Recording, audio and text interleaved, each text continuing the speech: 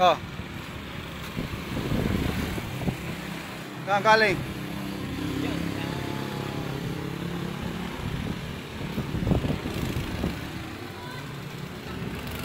Ah. Anong lugar 'yon? Anong lugar 'yon? Ha? Ano? Tubukan nyo.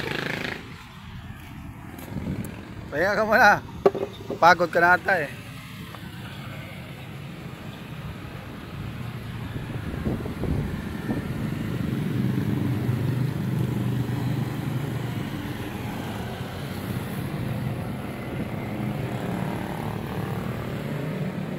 Ano lugar yun? Takito ba? Ha? Takito. Takito?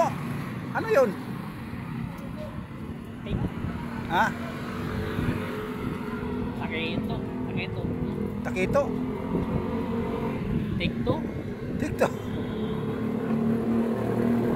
Quezon? Quezon? Galing ka Dalaykan?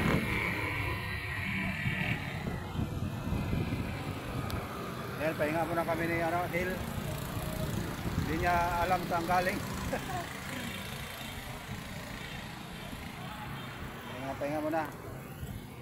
Dito kami highway.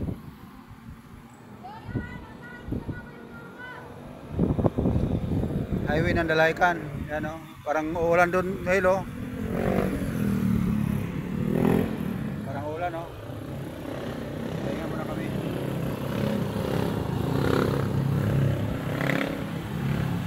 Ano, nakakapagod. Lakad. Di ba sanay ka maglakad? Dun sa M Natividad, sanay ka doon, di ba?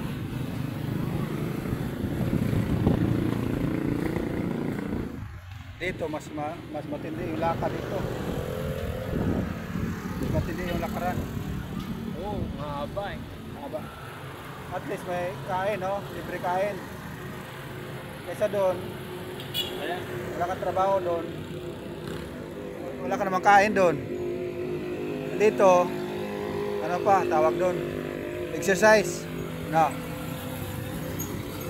Para iwas sa ano ba, iwas sa mga sakit, iwas high blood.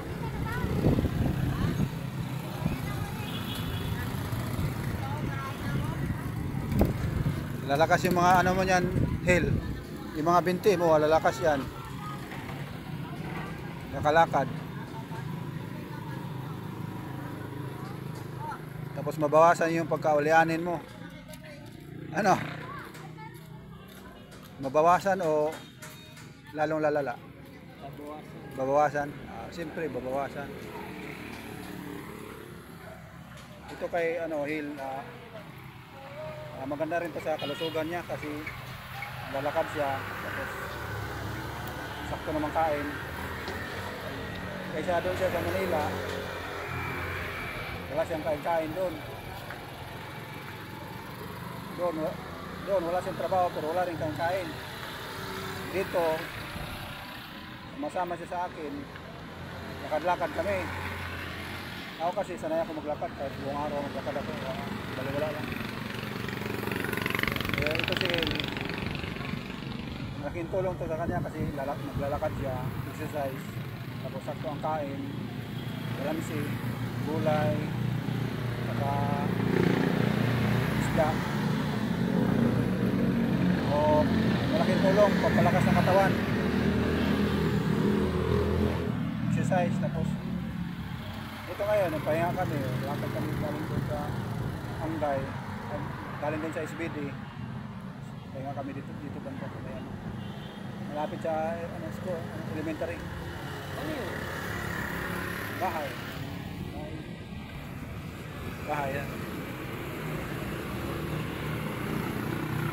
So, maya konti, lakad kami ulit.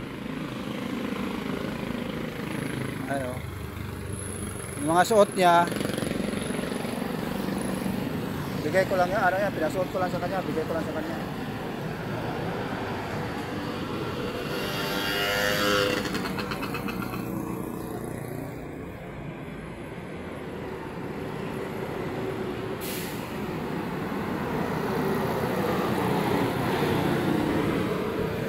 palo, damit, shorts, saka chinilas. Pinahiram ko lang yan sa kanya.